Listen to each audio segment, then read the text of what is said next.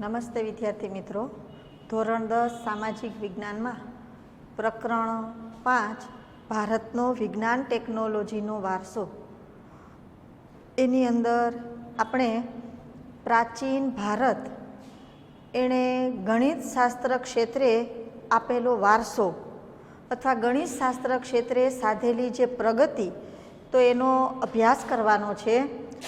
આ પ્રશ્ન એ 4 ગુણ માટે મહત્વનો છે. પ્રાચીન સમયની અંદર ભારતની અંદર ગણિત શાસ્ત્ર ક્ષેત્રે જે શોધ થઈ, જે આપણે શકવર્તી શોધ કહી શકીએ, શંકા પડે એવી શોધ કહી શકીએ. અત્યારે આખા વિશ્વની અંદર જે વ્યવહારમાં ગણિત ચાલે છે, તો એની અંદર જેટલી અગત્યની શોધ છે એ ભારતમાં જ થયેલી છે. એટલે આ શકવર્તી શોધો છે તે કહી શકાય. પ્રાચીન સમયની અંદર જે ગણિતમાં ભારતમાં જે શોધ થઈ હતી, તો જે વિશ્વને ભારતે ભેટ આપેલી છે, તો પહેલી જ બાબત આપણે યાદ રાખવાની છે કે ભારતે ગણિત શાસ્ત્ર ક્ષેત્રે જે કઈ કઈ શોધો કરી હતી કે જે વિશ્વને ભેટ આપેલી છે. તો ભારતે શૂન્યની સંજ્ઞાની શોધ જે આર્યભટ્ટે કરેલી છે, તો શૂન્યની સંજ્ઞાની શોધ, દશાંશ પદ્ધતિ, બીજગણિત, રેખાગણિત, વૈદિક ગણિત અને બોધાયનનો પ્રમેય, આ જે શોધો છે એ ભારતમાં થયેલી છે. અને આ શોધ છે એ ભારતે વિશ્વને આપેલી છે.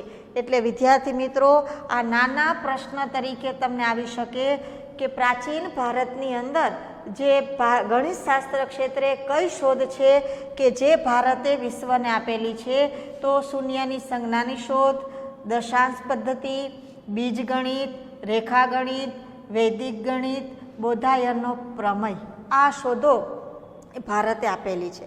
ભારતની અંદર એવા મહાન કેટલા ગણિત શાસ્ત્રી થઈ ગયા, ગણિત શાસ્ત્ર ક્ષેત્રના કેટલાક વિદ્વાનો થઈ ગયા કે જેણે આ શોધો કરેલી છે. તો એમાં મહાન ગણિત શાસ્ત્રી થઈ ગયા આર્યભટ્ટ. હવે આર્યભટ્ટ એણે ગણિત શાસ્ત્ર ક્ષેત્રે કઈ કઈ શોધો કરી છે, તો હમણાં જ આપણે જોઈ ગયા કે મહાન ગણિત શાસ્ત્રી જે આર્યભટ્ટ છે, એણે શૂન્યની સંજ્ઞાની શોધ કરી હતી. શૂન્યની સંજ્ઞાની જે શોધ એ આર્યભટ્ટે કરેલી છે. એવી જ રીતે દશાંશ પદ્ધતિ કે જે 10 વડે ગણવાની કોષ્ટક પદ્ધતિ છે, તો આ શોધ છે તે પણ આર્યભટ્ટે કરેલી છે. એટલે આર્યભટ્ટ એણે ગણિત ક્ષેત્રે શૂન્યની સંજ્ઞાની અને દશાંશ પદ્ધતિની શોધ કરી. ઉપરાંત આર્યભટ્ટ એણે જે ગ્રંથ લખેલો છે આર્યભટ્ટીયમ નામનો ગ્રંથ, આ ગ્રંથની અંદર ગણિત ક્ષેત્રની કેટલીક શોધો એણે જે દર્શાવેલી છે, તો એ કઈ કઈ શોધો છે, તો પાઈની કિંમત 22/7 એટલે 3.14 થાય છે એવું પ્રતિપાદન કર્યું છે કે એવું સાબિત કર્યું છે. તો આ કયા ગ્રંથમાં છે, તો આર્યભટ્ટનો જે આર્યભટ્ટીયમ નામનો જે ગ્રંથ છે એની અંદર આમાં ઉલ્લેખ કરેલો છે. તો આર્યભટ્ટે પાઈની કિંમત 3.14 થાય એવું છે સાબિત કર્યું છે. એટલું જ નહીં, પણ ગોલક એટલે ગોળાના પરિઘ અને વ્યાસના ગુણોત્તરને દર્શાવતો જે અચલાંક છે એ પણ પાઈ છે. તો એ પણ આર્યભટ્ટે એ આર્યભટ્ટીયમ નામનો જે ગ્રંથ છે એ ગ્રંથની અંદર બતાવેલું છે. તે સિવાય આર્યભટ્ટ એણે અષ્ટાંગ પદ્ધતિની અંદર ભાગાકારની આધુનિક પદ્ધતિ, ગુણાકાર, ભાગાકાર, સરવાળા, બાદબાકી, વર્ગમૂળ, ઘનમૂળ, આ જે અષ્ટાંગ પદ્ધતિ છે એ અષ્ટાંગ પદ્ધતિની જે માહિતી, આ માહિતી પણ આર્યભટ્ટ એણે એના જે ગ્રંથો છે એ ગ્રંથોની અંદર આપેલી છે. એટલે વિદ્યાર્થી મિત્રો, આ અષ્ટાંગ પદ્ધતિની જે માહિતી કોણે આપી? આર્યભટ્ટે. અષ્ટાંગ પદ્ધતિમાં કોનો સમાવેશ થાય છે, કઈ કઈ બાબતનો સમાવેશ થાય, તો એની અંદર યાદ રાખવાનું ભાગાકારની આધુનિક પદ્ધતિ, ગુણાકાર, ભાગાકાર, સરવાળા, બાદબાકી, વર્ગમૂળ, ઘનમૂળ, તો અષ્ટાંગ પદ્ધતિની માહિતી આપેલી છે. તે સિવાય આર્યભટ્ટ એના જે ગ્રંથો છે, આ ગ્રંથની અંદર 10 ગીતિકા અને આર્ય સિદ્ધાંત નામના જે ગ્રંથો એ પણ આર્યભટ્ટે રચેલા છે. તો વિદ્યાર્થી મિત્રો, આર્યભટ્ટ એના કયા કયા ગ્રંથો, તો ગ્રંથોના નામ યાદ રાખવાના આવે ત્યારે આર્યભટ્ટીયમ ગ્રંથ, 10 ગીતિકા અને આર્ય સિદ્ધાંત નામનો ગ્રંથ. હવે આર્ય સિદ્ધાંત આ જે ગ્રંથ છે એ જ્યોતિષશાસ્ત્રને લગતો ગ્રંથ છે અને આર્યભટ્ટ એ ગણિતશાસ્ત્રી હતા, પણ સાથે સાથે એ ખગોળશાસ્ત્રી પણ હતા અને ખગોળશાસ્ત્ર ઉપરથી જ જે જ્યોતિષશાસ્ત્ર આવેલું છે. તો આર્યભટ્ટે એનો જે ગ્રંથ છે આર્ય સિદ્ધાંત, આ ગ્રંથની અંદર જ્યોતિષશાસ્ત્રના જે મૂળ સિદ્ધાંતો છે, આ મૂળ સિદ્ધાંતોનો સંક્ષેપમાં વર્ણન કરેલું છે, ટૂંકમાં એનું છે વર્ણન કરેલું છે. એટલે વિદ્યાર્થી મિત્રો, આ હેતુલક્ષી પ્રશ્નમાં જે આવે કે જ્યોતિષશાસ્ત્રના મૂળ સિદ્ધાંતોને સંક્ષેપમાં જે વર્ણન કરવામાં આવેલું છે તે આર્યભટ્ટનો કયો ગ્રંથ છે, તો આર્ય સિદ્ધાંત નામનો ગ્રંથ. એટલે આર્યભટ્ટે જે આર્ય સિદ્ધાંત નામનો જે ગ્રંથ રચ્યો છે, આ ગ્રંથની અંદર જ્યોતિષશાસ્ત્રના જે મૂળ સિદ્ધાંતો છે એને સંક્ષેપમાં વર્ણવ્યા છે. તે સિવાય આર્યભટ્ટ બીજગણિત, અંકગણિત અને રેખાગણિતના કેટલાક જે મૂળભૂત પ્રશ્નો છે, આ પ્રશ્નોનો જે ઉકેલ છે એ પણ આર્યભટ્ટે આપેલો છે. તો વિદ્યાર્થી મિત્રો, અહીંયા પ્રાચીન ભારતે ગણિત ક્ષેત્રે સાધેલી પ્રગતિ, તો આ પ્રશ્નનો જે જવાબ આપણે જોઈએ છીએ એની અંદર અલગ પ્રશ્ન તરીકે આવે કે પ્રાચીન ભારતની અંદર ગણિતશાસ્ત્રી તરીકે આર્યભટ્ટનો પરિચય આપો. તો એની અંદર આર્યભટ્ટે જે શોધ કરી છે કે શૂન્યની સંજ્ઞાની, દશાંશ પદ્ધતિ, ત્યાર પછી આર્યભટ્ટના જે ગ્રંથો છે તો એ ગ્રંથોની માહિતી, તો એમાં આર્યભટ્ટીમ ગ્રંથ છે તો એની અંદર એણે કઈ કઈ બાબતો દર્શાવી છે તે, 10 ગીતિકા અને આર્ય સિદ્ધાંત જે ગ્રંથ છે એની અંદર કઈ બાબત, તો એ તમારે છે એ લખવું પડશે. તો આ છે એ મહાન ગણિતશાસ્ત્રી આર્યભટ્ટ. હવે આર્યભટ્ટ સિવાય ભારતની અંદર ગણિત ક્ષેત્રે કેટલા જે ગણિતશાસ્ત્રી થઈ ગયા મહાન ઋષિઓ, તો એની અંદર ગૃત્સમદ નામના ઋષિ થઈ ગયા. તેણે અંકની પાછળ શૂન્ય લખવાની પ્રક્રિયાની જે શોધ છે એ ગૃત્સમદ નામના જે ઋષિએ છે કરી હતી.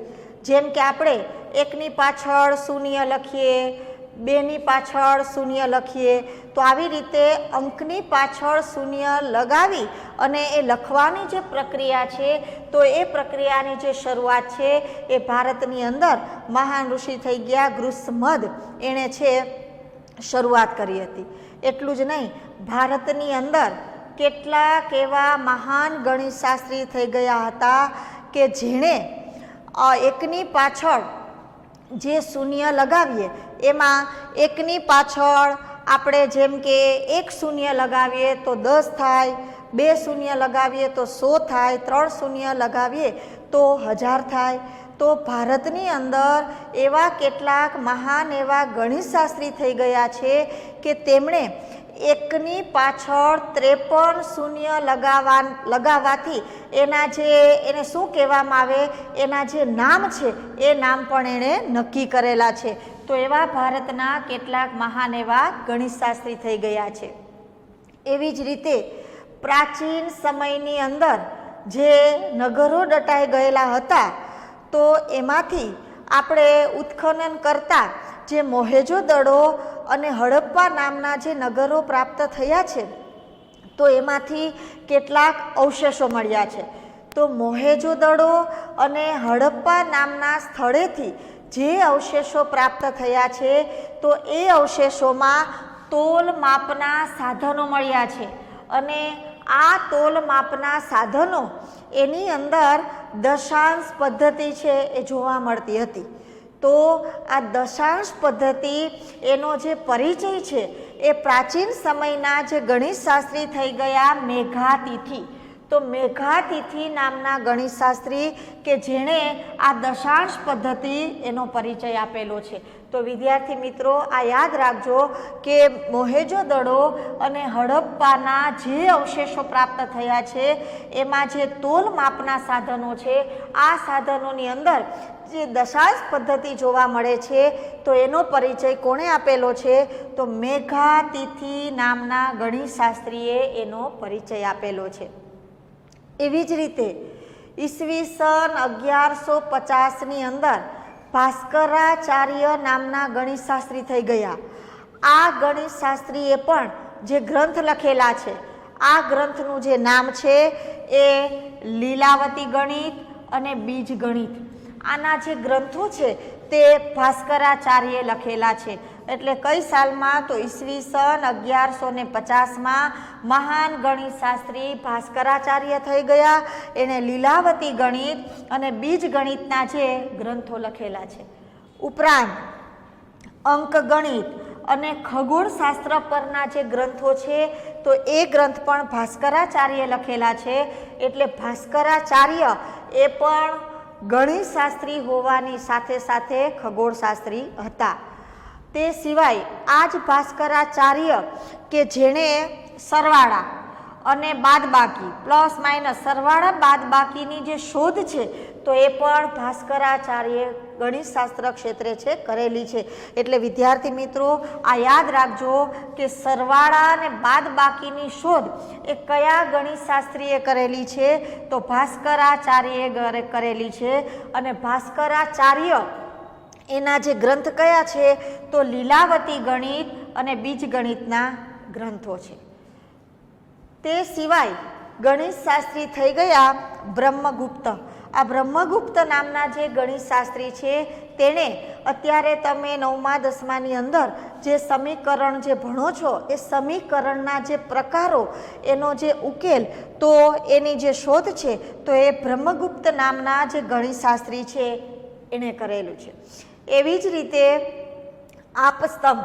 આપસ્તંભ શાહ નામના જે ગણિતશાસ્ત્રી થઈ ગયા એણે એના શલ્વ સૂત્રોમાં ઈસવીસન પૂર્વે 800માં જે વૈદિક યજ્ઞો માટે પહેલાં જે યજ્ઞની વિધિ કરવામાં આવતી, યજ્ઞની વિધિ કરવા માટે યજ્ઞ કરવા માટે વેદીઓ બનાવવામાં આવતી. આ વેદીઓના જે પ્રમાણમાં માપ નક્કી કરેલા હોય એ માપને આધારે જ આ યજ્ઞ માટેની વેદીઓ છે એ બનાવવામાં આવતી. તો આપસ્તંભ નામના જે ગણિતશાસ્ત્રી થઈ ગયા એણે વૈદિક યજ્ઞો માટે જે જરૂરી વેદીઓના જે પ્રમાણ છે એ પ્રમાણ પણ એ આપસ્તંભે છે એ નક્કી કરેલા છે. તો એ મહાન ગણિતશાસ્ત્રી થઈ ગયા.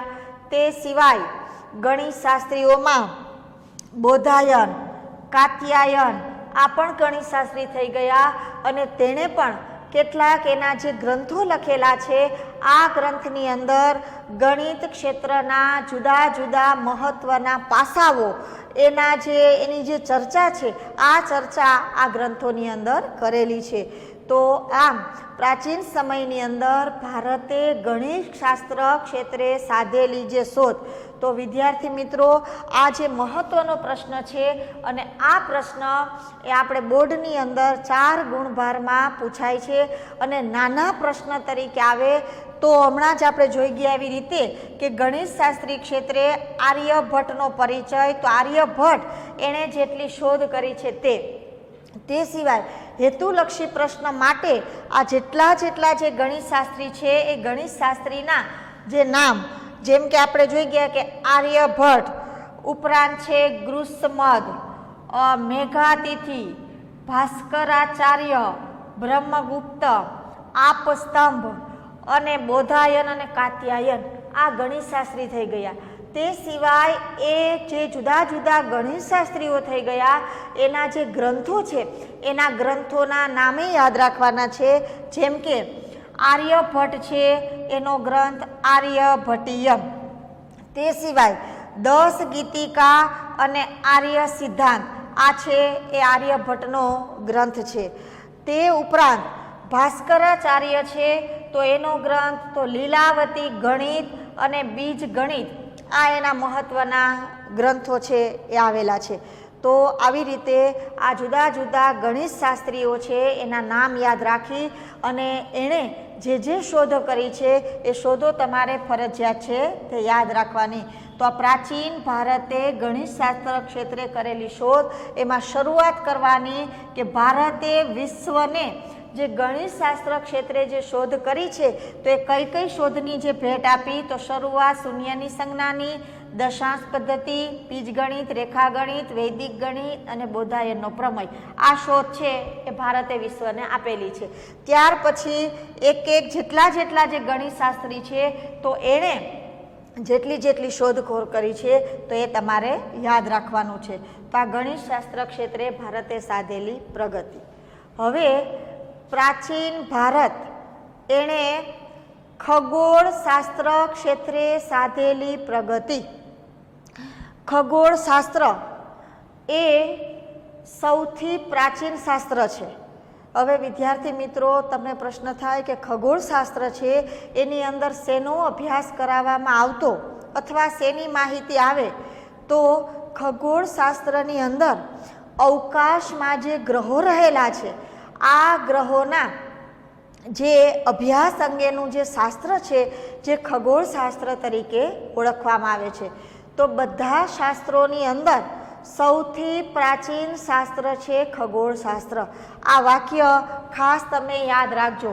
એટલે ખગોળશાસ્ત્ર છે એ સૌથી પ્રાચીન શાસ્ત્ર છે. અને ભારતની અંદર પ્રાચીન સમયથી જ જે પ્રાચીન વિદ્યાપીઠો હતી આ વિદ્યાપીઠોમાં ખગોળશાસ્ત્ર વિશેનો ઊંડાણપૂર્વકનો અભ્યાસ કરવામાં આવતો. વિદ્યાર્થીઓને ઊંડાણપૂર્વકનો અભ્યાસ કરાવી અને એનું છે એ જ્ઞાન આપવામાં આવતું. તો એની અંદર ખગોળશાસ્ત્રની અંદર કઈ બાબતનું જ્ઞાન આપવામાં આવતું, તો અવકાશમાં રહેલા ગ્રહો, આ ગ્રહોની ગતિ વિશે. કે દાખલા તરીકે આપણે પૃથ્વી એ ગ્રહ છે, પૃથ્વી પોતાની ધરી ઉપર ફરે છે અને પૃથ્વી પોતાની ધરી ઉપર ફરે છે તો ધરી ઉપર ફરતા 24 કલાક લાગે છે અને પૃથ્વી પોતાની ધરી ઉપર ફરે છે તો એના કારણે રાત અને દિવસ થાય છે. સૂર્યની ફરતે ફરતા એને 365 દિવસ લાગે છે. એના કારણે છે ઋતુઓ બદલાય છે. તો આ છે એ ગ્રહોની ગતિ.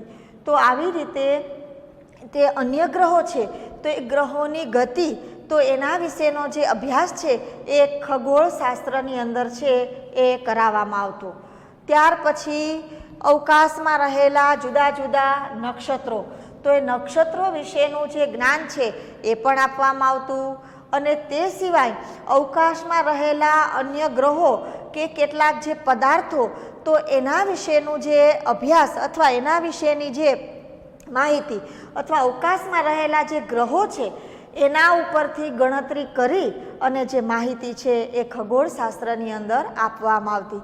એટલે પ્રાચીન વિદ્યાપીઠની અંદર ખગોળશાસ્ત્રનું જે જ્ઞાન આપવામાં આવતું અથવા ખગોળશાસ્ત્રની અંદર જે કઈ બાબતનો અભ્યાસ કરાવવામાં આવતો, તો એમાં ગ્રહો અને તેમની ગતિ, નક્ષત્રો અને અન્ય અવકાશી ગ્રહો કે પદાર્થો એના ઉપરથી ગણતરી કરી અને ખગોળને લગતી જે માહિતી છે આ માહિતી એકત્રિત કરવામાં આવતી.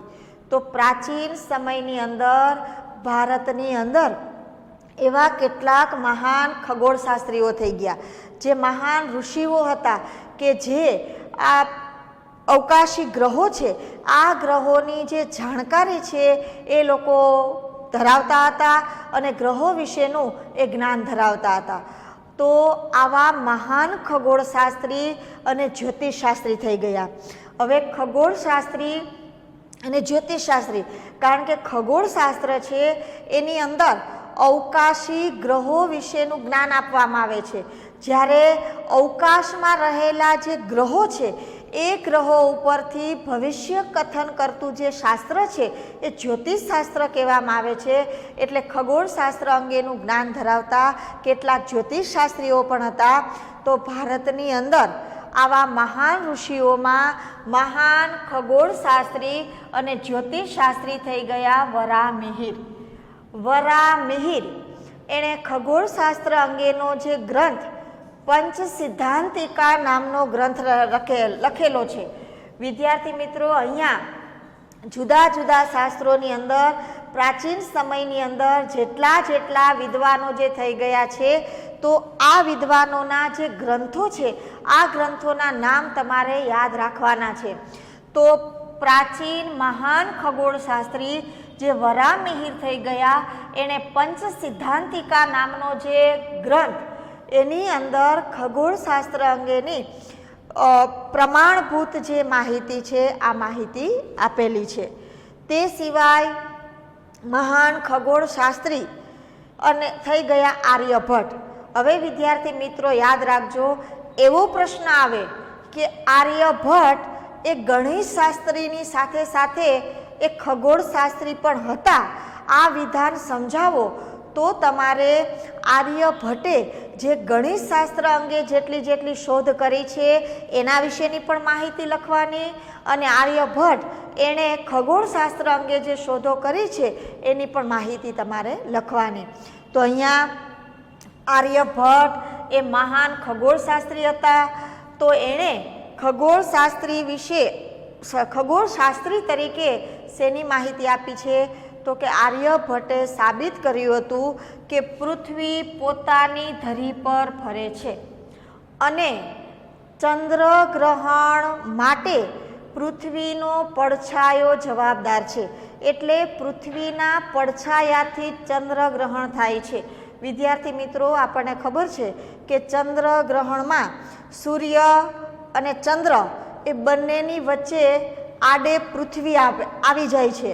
એટલે એના કારણે સૂર્યનો જે પ્રકાશ છે એ ચંદ્ર ઉપર પહોંચી શકતો નથી, એટલે પૃથ્વીનો પડછાયો પડે છે. એટલે એવું આર્યભટ્ટે સાબિત કર્યું છે કે ચંદ્રગ્રહણ જે થાય છે એ પૃથ્વીના પડછાયા વડે થાય છે. તો આવું જે સાબિત કર્યું છે, તો એના ઉપરથી કહી શકાય કે આર્યભટ્ટ એ મહાન ખગોળશાસ્ત્રી હતા. તો આર્યભટ્ટ એ ખગોળશાસ્ત્રી હતા. તો એની અંદર તમારા બે બાબત ખાસ યાદ રાખવાની છે કે કઈ બાબત ઉપરથી ખબર પડે? તો પૃથ્વી પોતાની ધરી ઉપર ફરે છે અને ચંદ્રગ્રહણ એ પૃથ્વીના પડછાયા વડે થાય છે. તો એ આર્યભટ્ટે સાબિત કર્યું હતું. તો એના કારણે આર્યભટ્ટ એ ખગોળશાસ્ત્રી હતા. અને આ જે આર્યભટ્ટની આ જે ઘટના, એને વિદ્વાનો અજરભર તરીકે ઓળખાવતા. તો આ ખાસ છે, યાદ રાખજો. અને આર્યભટ્ટ એને ખગોળ વિજ્ઞાન ક્ષેત્રે એટલા બધા પ્રમાણમાં મહત્વનું યોગદાન હતું, એટલે તો આપણા ભારતનો જે પ્રથમ ઉપગ્રહ છે એ ઉપગ્રહનું નામ મહાન ખગોળ વૈજ્ઞાનિક આર્યભટ્ટ એ આર્યભટ્ટના નામ ઉપરથી રાખેલું છે. એટલે ભારતનો જે પ્રથમ ઉપગ્રહ છે એ ઉપગ્રહનું નામ શું છે? તો કે આર્યભટ્ટ. શેના ઉપરથી રાખવામાં આવ્યું છે? તો આર્યભટ્ટ નામના જે મહાન ખગોળશાસ્ત્રી થઈ ગયા, તો એના નામ ઉપરથી આપણા પ્રથમ ઉપગ્રહનું નામ છે તે આર્યભટ્ટ રાખવામાં આવેલું છે. એવી જ રીતે ખગોળશાસ્ત્રી થઈ ગયા બ્રહ્મગુપ્ત. બ્રહ્મગુપ્ત ખગોળશાસ્ત્રી, એનો જે ગ્રંથ છે બ્રહ્મ સિદ્ધાંત. તો આ યાદ રાખવાનું છે, બ્રહ્મ સિદ્ધાંત નામનો ગ્રંથ, એની અંદર તેણે ગુરુત્વાકર્ષણના નિયમો બતાવ્યા છે. વિદ્યાર્થી મિત્રો, આપણે ગુરુત્વાકર્ષણનું નામ આવે તો આપણે ન્યૂટનને યાદ કરીએ, પણ હકીકતમાં પ્રાચીન સમયની અંદર મહાન ઋષિ જે બ્રહ્મગુપ્ત થઈ ગયા, તો એણે પ્રાચીન સમયથી જ એનો જે ગ્રંથ છે બ્રહ્મ સિદ્ધાંત, એની અંદર ગુરુત્વાકર્ષણના જે નિયમો છે એ એણે બતાવેલા છે. તો આ આપણા પ્રાચીન સમયના મહાન એવા ખગોળશાસ્ત્રી હતા. તો વિદ્યાર્થી મિત્રો, પ્રાચીન ભારત એણે ખગોળશાસ્ત્ર ક્ષેત્રે સાધેલી પ્રગતિનું વર્ણન કરો. તો એની અંદર જો એટલી બાબત યાદ રાખજો કે પ્રાચીન સમયમાં આ ખગોળશાસ્ત્ર એ સૌથી પ્રાચીન શાસ્ત્ર છે.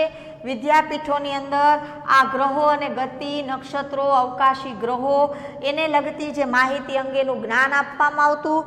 અને ત્યાર પછી આ ખગોળશાસ્ત્રીઓના નામ એમાં વરા, મિહિર, આર્યભટ્ટ અને બ્રહ્મગુપ્ત આ ખગોળશાસ્ત્રીના તમારે નામ યાદ રાખવાના છે. તો એમાં વરા મિહિર એનો પંચ સિદ્ધાંતિકાનો ગ્રંથ છે, એનું નામ આર્યભટ્ટ છે. તો આર્યભટ્ટ એને છે એ ખગોળશાસ્ત્રી હોવાને કારણે પૃથ્વી પોતાની ધરી ઉપર ફરે છે અને ચંદ્રગ્રહણ માટે પૃથ્વીનો પડછાયો જવાબદાર છે તો એ સાબિત કર્યું હતું. અને ખગોળશાસ્ત્રી તરીકે બ્રહ્મગુપ્ત થઈ ગયા તો એણે ગુરુત્વાકર્ષણનો જે નિયમો છે બતાવ્યો છે. તો અહીંયા આ પ્રાચીન ભારત એની અંદર ખગોળશાસ્ત્ર પૂરું થાય. તો વિદ્યાર્થી મિત્રો, અહીંયા તમારે પ્રાચીન ભારત છે એણે ગણિત શાસ્ત્ર ક્ષેત્રે સાધેલી પ્રગતિ છે એ મહત્વનો 4 ગુણભારનો પ્રશ્ન છે. આ હોમવર્કની અંદર તમારી નોટબુકની અંદર છે એ લખવાનો છે. બાકી હવે પછીના લેક્ચરની અંદર આપણે પ્રાચીન ભારત એણે જ્યોતિષશાસ્ત્ર ક્ષેત્રે સાધેલી પ્રગતિ અને વાસ્તુશાસ્ત્રનો જે પરિચય છે એ હવે પછીના લેક્ચરની અંદર આપણે જોશું.